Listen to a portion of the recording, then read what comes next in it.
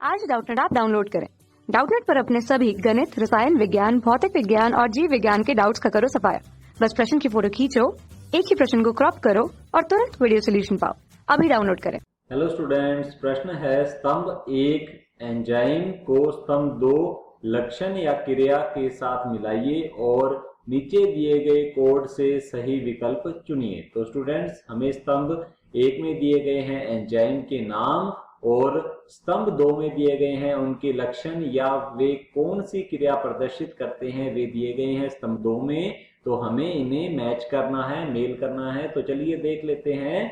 पहला दिया हुआ है स्तंभ एक में हमें स्टूडेंट्स ए पॉइंट दिया हुआ है टैक डीएनए पॉलीमरेज। तो इसे समझ लेते हैं सबसे पहले। तो यह ए पॉइंट है और इसमें लिखा हुआ है टैक पॉलीमरेज। तो इसे टैक पॉलीमरेज या टैक डीएनए पॉलीमरेज भी कह सकते हैं। तो लिख लेते हैं टैक डीएनए पॉलीमरेज।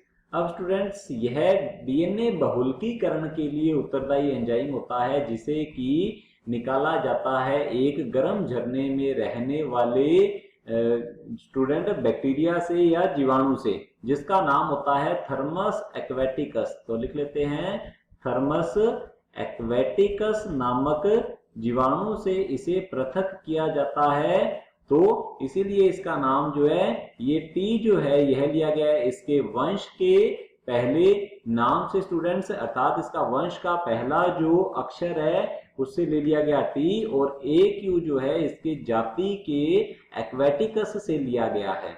तो स्टूडेंट्स, ये बन गया टैक डीएनए पॉलीमरेज। यह क्या करता है, यह पीसीआर के अंदर PCR polymerase chain reaction polymerase श्रृंखला अभिक्रिया जो होती है जिसके द्वारा कृत्रिम रूप से अत्यधिक कम समय में डीएनए की बहुत सारी प्रतियां प्राप्त की जाती है, वहां पर इस डीएनए पॉलीमरेज का उपयोग किया जाता है।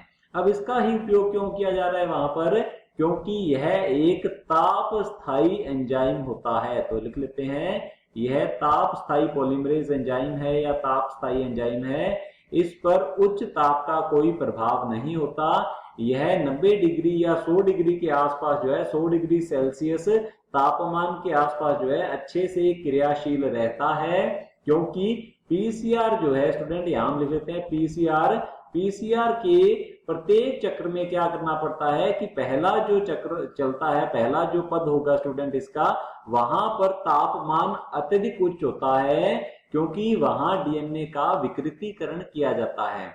अर्थात डीएनए के दोनों रज्जु को लगभग 94-95 डिग्री सेल्सियस तापमान पर पृथक किया जाता है। तो इतने तापमान पर यदि सामान्य एंजाइम डाले जाएंगे तो वे विकृत हो जाएंगे। तो बार बार एंजाइम जो है डालने की जरूरत पड़ेगी। तो स्टूडेंट्स, यह ताप स्थायी एंजाइम जो है सिर्फ एक बार डालना पड़ता है, जो कि अत्यधिक उच्च तापमान पर भी सक्रिय रहता है। तो यह ताप स्थायी एंजाइम होता है। तो चलिए देख लेते हैं ए जो है यह किससे मैच कर रहा है।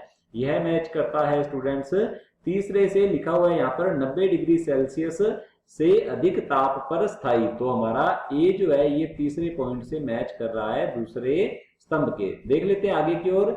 हमें दिया हुआ है बी एक्सोन्यूक्लियेज। अब एक्सोन्यूक्लियेज जो है ये क्या होते हैं हम समझ लेते हैं सबसे पहले। तो लिख लेते हैं इसके लिए एक्सोन्यूक्लियेज। स्टूडेंट्स, एक्सोन्यूक्लियेज जो है ये न्यूक्लियेजेज समूह के एंजाइम होते हैं और यह क्या करते हैं डीएनए को सिरों से काटना या सिरों से पाचन करना प्रारंभ करते हैं। तो लिख लेते हैं यह डीएनए को सिरे से एक सिरे से पाचित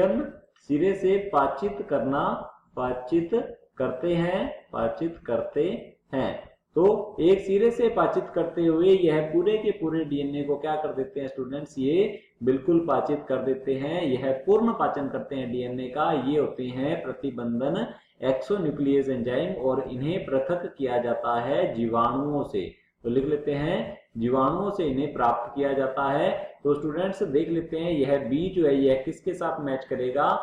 यह मैच कर रहा है स्टूडेंट्स रेखीय डीएनए के सिरों का विदलन। बिल्कुल सही उत्तर है स्टूडेंट्स। तो यह मैच करेगा पहले पॉइंट से। आगे की ओर देख लेते हैं स्टूडेंट्स, इसमें दिया हुआ है प्रोटीएज। अब प्रोटीएज जो होते हैं जैसा कि नाम से ही पता लग रहा है प्रोटीएज। तो लिख लेते हैं यहाँ पर प्रोटीएज अर्थात प्रोटीन का पाचन करने वाले एंजाइम। तो लिख लेते हैं प्रोटीन का पाचन करने वाले एंजाइम जो हैं ये कहलाते हैं स्टूडेंट्स प्रोटीएज। तो देख लेते हैं यह किससे मैच कर रहा है, सी जो है यह मैच कर रहा है स्टूडेंट्स, ये मैच कर रहा है पांचवें से। यहाँ पर लिखा हुआ है प्रोटीन का अपघटन, बिल्कुल सही है स्टूडेंट्स। आगे की ओर देख लेते हैं, यहाँ पर डी दिया हुआ है काइटिनेज। जैसा कि नाम से ही पता लग रहा है काइटिनेज जो है ये क्या करते हैं, यह काइटिन का पाचन करते हैं। तो लिख लेते हैं काइटिन का पाचन करते हैं। और काइटिन का जो पाचन होगा स्टूडेंट्स, यह काइटिन जो है ये कहाँ पाई जाती है,